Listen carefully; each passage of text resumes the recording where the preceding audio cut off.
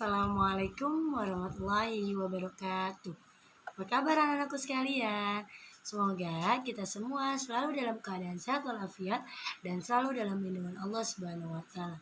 Nah, hari ini kita akan belajar tentang materi konsep ijtihad dan bermazhab. Nah, sebelum kita masuk ke dalam materi konsep ijtihad dan bermazhab, Ibu akan sedikit menjelaskan apa sih itu ijtihad. Nah, Islam berkembang dari masa ke masa, dimulai dari masa Nabi Muhammad SAW, kemudian masa sahabat, masa tabi'in, dan masa sekarang. Seiring dengan berkembangnya Islam, maka berkembang pula masalah yang ada. Namun demikian tetaplah Al-Quran, Al-Hadis, Ijma, dan Qiyas sebagai sumber hukum. Untuk mengatasi masalah tersebut, ada satu metodologi dalam Islam untuk menentukan suatu hukum Islam yang disebut dengan ijtihad. Nah, ijtihad mulai ada sejak zaman Nabi Muhammad SAW, namun baru mulai tampak pada masa sahabat disebabkan pada zaman Nabi segala permasalahan umat dapat langsung ditanyakan kepada Nabi Muhammad. Pada masa sahabat, metode ijtihad mulailah dibutuhkan oleh umat Islam untuk menentukan hukum yang tidak dijelaskan secara terperinci dalam Al-Quran dan Al-Hadis. Setelah masa Rasulullah terjadi perkembangan pada masa sahabat dan dilanjutkan masa tabi'in atau masa setelah sahabat, ulama yang melakukan ijtihad berdasarkan ilmunya, maka lahirlah ulama mazhab. Nah, pada bab inilah kita akan membahas, akan mendalami, akan mengulik lagi tentang konsep ijtihad dan bermazhab. Nah, sekarang kita masuk ke dalam pengertian ijtihad. Ada yang tahu nggak sih apa itu ijtihad? Ibu akan sedikit menjelaskan tentang pengertian ijtihad.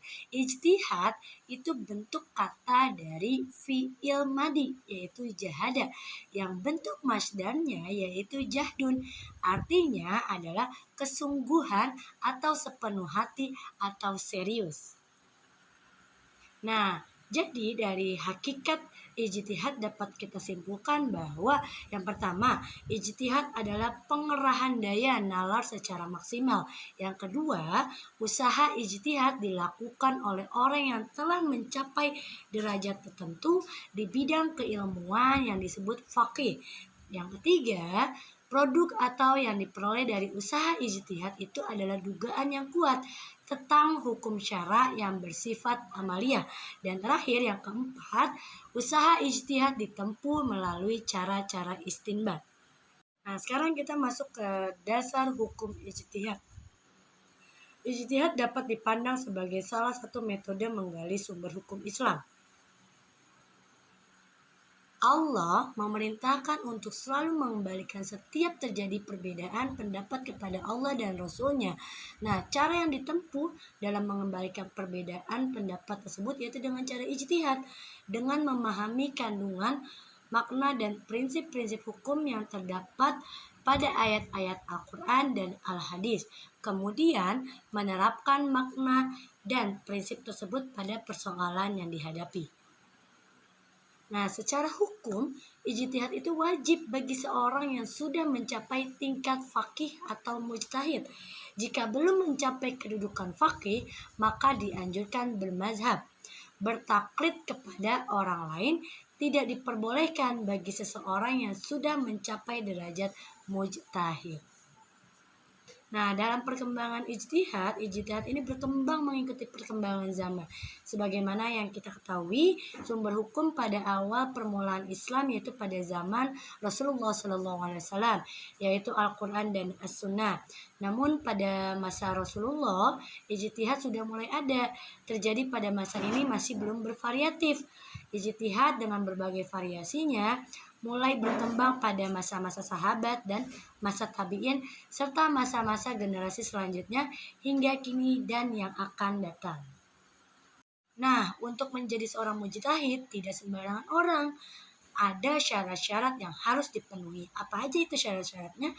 Syarat-syarat menjadi mujtahid atau orang yang melakukan ijtihad itu yang pertama, bahwa dia Islam dan merdeka. Kedua, bahwa dia telah balik dan berakal serta mempunyai intelijensi yang tinggi.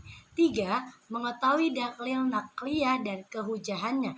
4. 4. Mengetahui bahasa Arab dan berbagai disiplin ilmu yang berkaitan dengan bahasa, yaitu nahwu, shorof, balaghah, dan lain-lain serta problematikanya. Yang kelima, mengetahui ayat-ayat dan hadis-hadis yang berhubungan dengan hukum meskipun dia tidak menghafalkannya. 6. Mengetahui ilmu usul fikih karena ilmu ilmiah yang menjadi dasar dan tiang pokok bagi orang yang melakukan ijtihad. 7. Mengetahui nasik dan mansuk supaya dia jangan sampai berpegang pada nas yang telah dinasak.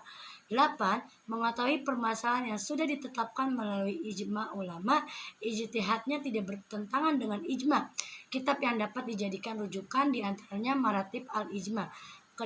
Kesembilan, mengetahui sebab turun atau asbabun nuzul suatu ayat dan sebabnya turunnya atau asbabul wurud suatu hadis, begitu juga syarat-syarat hadis mutawatir dan hadis ahad. Yang terakhir, 10, mengetahui mana hadis sahih dan mana hadis doib serta keadaan perawinya. Dalam hal ini, pada masa sekarang cukup berpegang pada keterangan para ahli hadis atau muhaddisin seperti Imam Ahmad bin Hanbal, Imam Bukhari, Imam Muslim, dan sebagainya. Nah, di dalam ijtihad itu ada orang yang melakukan ijtihad, yaitu dinamakan dengan mujtahid. Ada juga tingkatan-tingkatan dalam mujtahid, yaitu ada 5. Yang pertama, mujtahid mutlak atau mujtahid mustaqil, yaitu seorang mujtahid yang mempunyai pengetahuan lengkap untuk beristinbat dengan Al-Quran dan Al-Hadis dengan menggunakan kaidah mereka sendiri dan diakui kekuatannya oleh orang-orang alim. Kedua, mujtahid mutanzib atau mujtahid ghairu mutlak, yaitu orang yang mempunyai kriteria seperti mujtahid mutlak. Dia tidak menciptakan sendiri kaidah-kaidahnya, tetapi mengikuti metode salah satu imam mazhab. Nah, yang ketiga, mujtahid fil mazhab atau mujtahid takrij, yaitu mujtahid yang terikat oleh mazhab imamnya. Memang dia diberi kebebasan dan menentukan berbagai landasannya berdasarkan dalil, tetapi tidak boleh keluar dari kaidah-kaidah yang telah dipakai imamnya. Keempat, mujtahid tarjih, yaitu mujtahid yang belum sampai derajatnya pada mujtahid takrij. Tetapi menurut Imam Nawawi dalam kitab Majmu', mujtahid ini sangat faqih, hafal kaidah-kaidah imamnya, mengetahui dalil-dalilnya dan cara memutuskan hukumnya, dan dia tahu bagaimana cara mencari dalil yang lebih kuat dan lain-lain. Yang terakhir, yang kelima, mujtahid fatwa, yaitu orang yang hafal dan paham terhadap kaidah-kaidah imam mazhab, mampu menguasai permasalahan yang sudah jelas atau yang sulit. Dia masih lemah dalam menetapkan suatu putusan berdasarkan dalil serta lemah dalam menetapkan qiyas. Nah, tadi kita sudah masuk ke dalam konsep ijtihad. Sekarang kita masuk ke konsep bermazhab.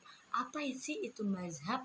Nah, mazhab menurut bahasa pengertiannya adalah pendapat, kelompok, aliran yang bermula dari pemikiran. Sedangkan menurut istilah, ijtihad seseorang imam dalam memahami sesuatu hukum fikih.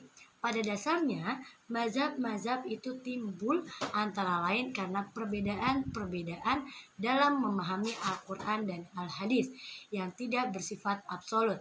Para mujtahid yang mendapatkan pahala adalah yang benar-benar mempunyai keahlian dan memenuhi syarat untuk melakukan ijtihad. Bagi mereka yang tidak memiliki keahlian melakukan ijtihad, maka haruslah taklid atau mengikuti pendapat yang telah ditetapkan oleh para imam mazhab.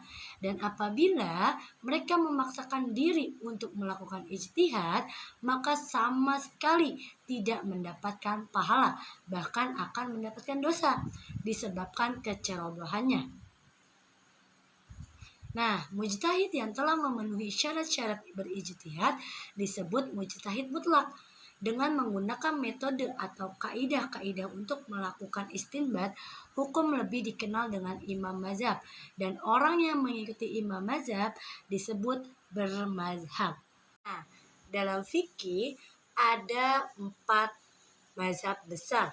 Yang pertama yaitu Imam Hanafi, kedua Imam Maliki, ketiga Imam Syafi'i, dan terakhir yang keempat Imam Hambali. Nah, anak-anakku sekalian, perlu kalian ketahui bahwa bermazhab itu sangat penting bagi seorang mukmin agar pemahaman dan praktik agamanya benar. Karena bermazhab merupakan metode untuk mengetahui hukum suatu peristiwa yang dihadapi dengan merujuknya pada fikih mazhab tertentu yang dianut atau upaya penyimpulannya dilakukan berdasarkan usul al-mazhab yang dianutnya. Ulama mazhab yaitu Hanafi, Maliki, Syafi'i, dan Hambali, beliau telah disepakati oleh para ulama paling memiliki otoritas yang lebih dapat dipercaya dalam menafsirkan sumber hukum Islam yang utama yaitu Al-Quran dan Al-Hadis. Dan merekalah ulama yang diberikan kemampuan dan kewenangan oleh Allah dan Rasul-Nya untuk menjelaskan kebenaran agama Islam kepada kita semua atau kepada umat Islam. Sesungguhnya ulama mazhab tersebut adalah pewaris ilmu dan amalan para nabi terdahulu yang wajib kita ikuti dan hormati pendapatnya. Dalam bermazhab juga ada klasifikasi yang harus kita lakukan, yaitu yang pertama ada taklid, yang kedua ada ittiba, dan yang ketiga ada talfiq. Nah, kita akan bahas satu persatu apa aja sih penjelasan dari ketiga tersebut. Nah, pengertian taklid, apa sih itu taklid? Taklid mempunyai arti yaitu mengikuti, meniru, atau membuat tiruan. Pada hakikatnya taklid itu adalah beramal dengan mengikuti ucapan atau pendapat orang lain, atau dapat dikatakan juga pendapat atau ucapan orang lain diikuti tidak bernilai hujah. Dan yang terakhir, orang yang mengikuti pendapat orang lain itu tidak mengetahui sebab-sebab atau dalil-dalil dan hujah dari pendapat yang diikutinya itu. Nah, dari penjelasan hakikat taklid yang merupakan kriteria dari taklid sebagaimana disebutkan dan dihubungkan pula dengan ijtihad dan mujtahid yang telah dijelaskan sebelum ini, maka terlihat 3 lapis umat Islam yang sehubungan dengan melaksanakan Islam dan hukum syara. Nah, yang pertama itu ada mujtahid, kedua ada muqallid, dan yang terakhir ada muttabi'. Nah, sekarang kita masuk ke dalam pengertian ittiba. Apa sih itu ittiba? Ittiba mempunyai arti bahasa yaitu mengikuti.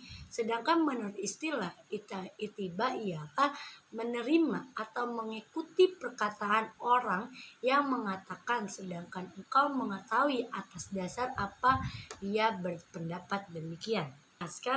Nah, sekarang kita masuk ke dalam pengertian taufik.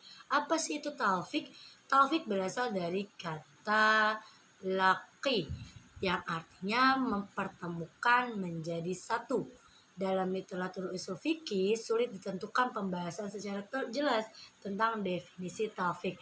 Namun hampir semua literatur yang membahas tentang taufik mendefinisikan dengan beralihnya orang yang minta fatwa kepada imam mujtahid lain dalam masalah lain. Perpindahan mazhab ini mereka namakan taufik dalam arti beramal dalam urusan agama dengan berpedoman kepada petunjuk beberapa mazhab. Ada pula yang memahami taufik itu dalam lingkup yang lebih sempit, yaitu dalam suatu masalah tertentu, umpamanya taufik dalam masalah persyaratan syahnya nikah, yaitu dengan cara mengenai persyaratan wali nikah mengikuti satu mazhab tertentu, sedangkan mengenai persyaratan penyebutan mahar mengikuti mazhab yang lain.